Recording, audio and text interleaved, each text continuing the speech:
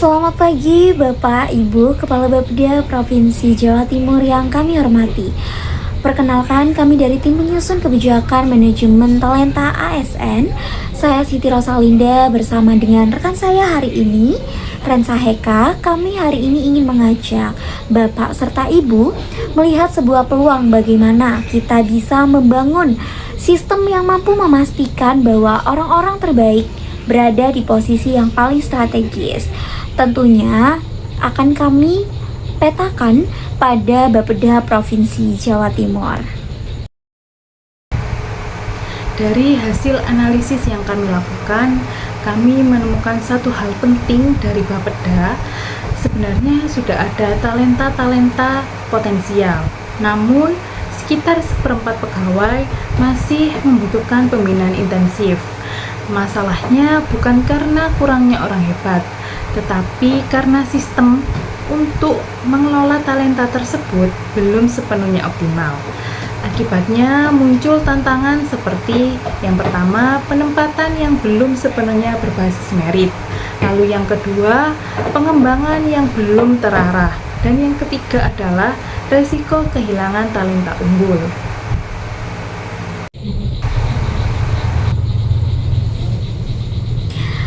Nah betul, seperti yang telah disampaikan oleh teman saya Rensa, jika sistem ini diterapkan maka Bapeda akan memiliki yang pertama, talenta unggul yang siap mengisi posisi strategis apapun yang ada di Bapeda Provinsi Jatim tentunya.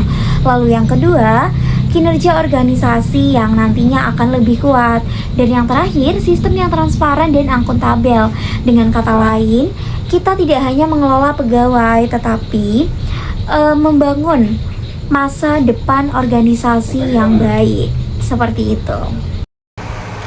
Setelah talenta teridentifikasi, langkah berikutnya adalah mengembangkan mereka secara tepat sasaran.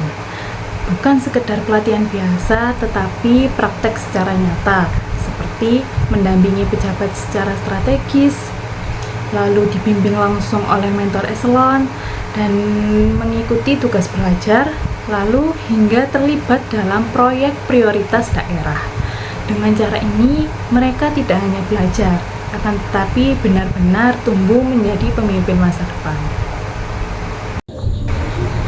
Nah betul, disinilah solusi kami hadir.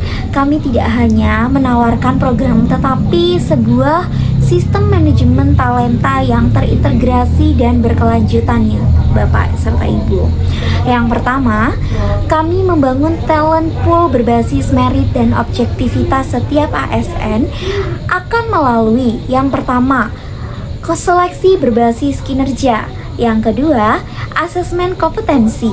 Yang ketiga, kalibrasi yang transparan. Hanya mereka yang benar-benar siap yang akan masuk ke dalam kelompok talenta inti. Sistem ini juga tidak berhenti di situ sebenarnya Bapak. Evaluasi ini akan dilakukan setiap 6 bulan sekali agar kualitas tetap terjaga. Jadi Bapak serta Ibu tenang saja.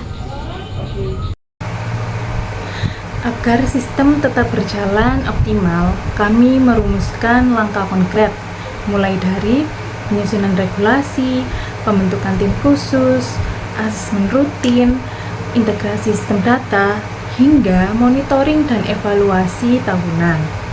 Semua dirancang bertahap hingga tahun 2028, agar implementasi tetap realistis dan berkelanjutan.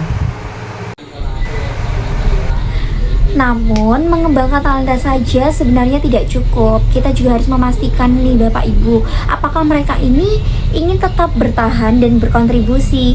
Karena itu, kami di sini akan mengusulkan strategi retensi non-financial.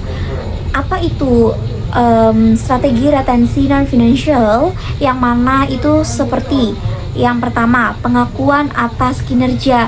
Yang kedua, jalur karir yang jelas. Yang ketiga, terdapat lingkungan kerja yang seharusnya selalu suportif. Lalu yang keempat, terdapat kesempatan belajar yang berkelanjutan untuk para ASN. Karena pada akhirnya, yang membuat seseorang bertahan bukan hanya gaji, tetapi rasa dihargai dan berkembang. Seperti itu Bapak dan Ibu. Hasil tersebut adalah hasil analisis dari kami.